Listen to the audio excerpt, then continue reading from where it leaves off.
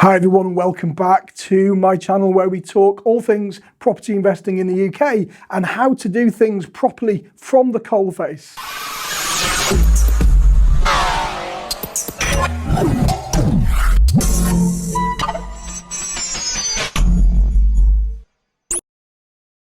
So today we are going to talk about what information that you are required by law to display in your HMO property and what other things should you consider displaying in your HMO property. Now this is in no particular order, so some of the things that I'm going to talk about are prescribed. What does that mean? Well, there's something called the Deregulation Act that came out way back when, and that act tells us the prescribed information that we have to serve onto the tenant prior to them taking a contract with us. Now, if we don't serve the information within the time frame, then we can't evict that tenant under Section 21 of the Housing Act, which is no fault eviction. Now, I know that there is talk of that act being repealed probably later this year. So if you're watching this in 2025, then it's perhaps not going to be that relevant. So some of the information is prescribed, and some of it's prescribed under the Housing Act, and some of it is under the HMO management regulations. So we'll cover those as we go along. Now, what we tend to do, folks, is we have a nice presentation pack. In fact, I've got one. Let me go and get it. I'm back. I just popped next door into the office and I've actually got one, because what we have to do is with these packs, we recall them about every 2 or 3 months to make sure that we keep them up to date. So I'm going to go through each individual item in a minute on the whiteboard, but these are the packs that we use. And can you see that? Now these are just plastic folders, and inside we've got some see-through inserts. And that's where we put all of our information. And I'm going to go through these individually with you in a second. So we get these from, I think we get them from Staples. They're like £2 each or something. Now, rather than having all of the information on a notice board in the house, that looks quite clinical, we put these in these nice presentation folders and we put them in the kitchen drawer. So all the information is readily available for the tenant, but it doesn't look too institutionalized. So what do we put in the packs? Well, first of all, I'm going to talk about one thing. Now, there is only one piece of information that you are required by law to display in a prominent position. Do you know what that is? I'm going to tell you. Under the HMO management regulations, there's only one piece of information that we need to display in a prominent position, and that's the manager's contact details. So the manager's contact details, that's number one. And what we do is we laminate it. As you can see, this is a real one. I just went and get it for you from the office. And we put that on the fridge door, okay? So number one, manager's contact details. Now the rest of the information can be displayed in the house pack. So let's go through what we put in the house pack. So let's talk about the Deregulation Act first, the prescribed information. So let's put a little star underneath there. So the first piece of the prescribed information is, well, the government how to rent handbook. So the government how to rent book. Now, we put that in the house pack, but you've got to remember that you have to serve that to the tenant before they take a tenancy, and you need to prove that they've received it. Now that's available on the government how to rent website, and you have to give it to the tenant in a tangible format. So it can be on a PDF attached to an email, it can't be a link, or it can be in tangible format. Now, we also, once we've given it to the tenant before they've taken a tenancy, we also include it in our house pack, because we like to do everything twice, and we like to do belt and braces. I was going through that and thinking it better be here, otherwise this is going to be a bad video. There you go. All right, so we include it in the house pack as well. So that's the first part of the prescribed information. The next element is the EPC.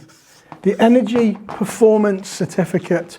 Now we have to give that to the tenant prior to them taking a tenancy, again, in order to be compliant with the Deregulation Act. And we also put that in the house pack. And then the next element is the gas safety.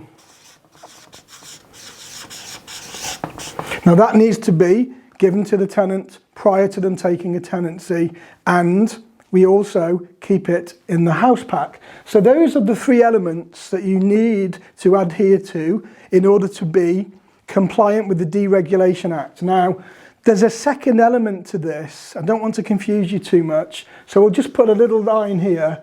You also need to make sure that you register the deposit, if you take one, within the allotted time, and serve the deposit protection information. That is also called prescribed, but it's for a different element. That's for the deposit, and you need to make sure the tenant signs for it. So you've got 30 days to register the deposit and then serve the deposit information back to the tenant. Make sure they sign for it. This is really important. You can't serve this retrospectively anymore. There's been a stated case that the tenant wasn't served the gas safety certificate upon taking a tenancy, so the people decided to serve it retrospectively and then go for a Section 21 eviction, and it was disallowed. So unless you serve this all in the required time before the tenant takes a tenancy, then you won't be able to rely on Section 21 eviction. Hope that is okay. Is that okay, folks? Let me know if I'm going too fast, but it won't make any difference, will it? Because I'm recording the video. Yeah. Anyway, moving on. Right, so EPC, Government How to Rent booklet, and the gas safety, really important. Now, what else do we include? So we have our electrical testing certificate. Now that lasts for 5 years. Electrical testing. The next element that we have is all of our fire safety tests. So, I'll put safety here. Safety, fire. So every time we have our fire system tested, then we need to make sure it's logged in the fire testing booklet that we keep in the house pack. Now this is a bit silly, because if the house does burn down, and let's hope it doesn't, then this fire testing log is going to burn with it. But that's what we do, folks. That's what we have to do. All right. So the fire testing logbook and all of your fire safety certificates, and they must be up to date. So they are also kept in the house pack. So safety, fire, and logbook. Okay. What else do we need? We need our PAT testing certificate, so portable appliance testing. Now actually that's not a legal requirement, but we put it in anyway, and we always make sure that we do our PAT testing, because for us, we have to supply it in order to get a license issued to the house. So PAT testing certificate. What else do we have? We have a security policy. What does that mean? Well, when we check our tenants in, we tell them that they must make sure that the door's locked all the time, even if they're inside the house. They must make sure that if somebody knocks on the door and calls for another tenant, then that person stays outside and the tenant comes to the door rather than the stranger coming into the house. Making sure that windows are kept locked when they're out of the property, and all of those things. We put it in our security policy. What do we have next? Legionella testing certificate. Don't ask me to spell it. I'm going to put L. L testing. What else do we keep? Now it's important to remember this, folks. Okay, you're going to need a fire risk assessment by law for every property. We don't keep the fire risk assessment within the house pack. It's not a requirement, but you do need to have one. So it's a big star there, don't forget. Okay, so what have we got left? Number 10, our house policy. We call this harmonious house policy. What's that for? Well, that's where we take all of the bits and bobs that could go wrong and put it all on a document to say that you're not allowed to play music after, so let's say 11 o'clock at night or loud. You're not allowed to have guests stay more than one night in every 2-week period, depending on your local policy. And if you're not sure about that, get in touch with your HMO officer. Antisocial behaviour, you know, parties, what's permitted and what isn't, smoking inside the premises. We have things like, we've got some properties that have got big backyards, so no revving of motorcycle engines in the early hours or late at night. All of those kind of things, because even though they don't stick to it, it's good to have it in the first place, because if you don't have it, then how do they know if they're going to be breaching, etc. So, harmonious house policy. Next element we need to have is our maintenance policy. Maintenance. So our tenants need to know what constitutes an immediate call out, a routine call out, or a standard call out. Call them what you like. So they need to know that if a light bulb goes, how long will it be before we can get around to replacing it? If the shower plug is blocked, how long will it be? If the boiler breaks down, how long will it be? So we have our maintenance policy, and it's in the house pack, and we go through that with the tenant upon check-in. So that's number 11. I'm running out of space here. Now the next element we have to have, I'm going to put it up here, folks. Number 12, the waste management policy. That sounds ridiculous. What does that mean? Waste management. Well, it's actually part of the HMO management regulations. We have to tell our tenants what they can recycle and what they can't recycle, and when the bin day is, and that they have to take the bin and they have to wheel it all the way to the end of the drive, otherwise it won't get collected. So we have to have our waste management policy, and that's also in there. What else do we need to have? I've done security. Now, this is a big one, number 13. So we have a bit of an essential information. Let me show you. This is called our essential information. Can you see that? I'm not sure you can. So on here, we've got the property address, because if it's a new house, very often they're not going to know the full address. Then we've got location of the electric meter, location of the gas meter, location of the water meter, location of the stop tap. Now those are really important pieces of information. So when your tenant calls you and they say, there's water dripping through the ceiling, you say, okay, before we go any further, go to where the stop tap is, turn it off. And then they can say, well, I don't know where it is. Go to the house pack, and the house pack will tell you. In here it says, location of stopcock, you probably can't see this, rear of kitchen cupboard next to fridge. Okay? So there's no disputing where it is, and the tenant can find it. Then we've got emergency contact numbers, 999 for the police, 101 for non-emergency. And then we have, do you smell gas? Turn off the supply in the meter and dial the number for the gas emergency. Please do not smoke. Water leak, turn off the stop tap immediately, drain all of the taps and the sink and call maintenance, etc. So that's really important. So it's important that you've got that important information. So important info. What next? What else have we got next? What are we missing? We've got gas safety certificate.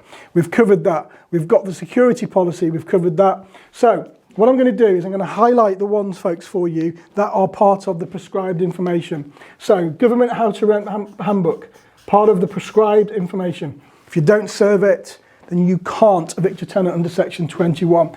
EPC, prescribed information. Gas safety, prescribed information. The deposit protection information, prescribed information. And those are the things that we put in our house pack. And I'm going to go through the pack now just to make sure that I've not missed anything out. So we've got manager's contact details. I'll try and do this so you can see it.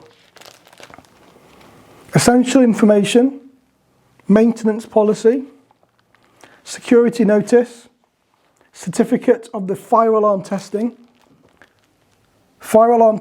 record book, carbon monoxide testing record. I didn't say that on there. Equally as important. EPC, gas safety, PAT testing, and we also supply our property redress scheme certificate. So if you're in the redress scheme or the ombudsman, then we put that in there as well. How to rent booklet, electrical testing. Now there's a couple of things missing in there because we're updating the books. That's why they're in the office at the moment. So folks, the one thing I missed off is your property redress scheme certificate. That's what we provide. Now, it's not an exhaustive list. You might want to put more things in there than we do, but those are the things that we do have to provide. Anything else on top is great, Now don't forget as well, we need to make sure that we have to provide all of the appliance instruction booklets.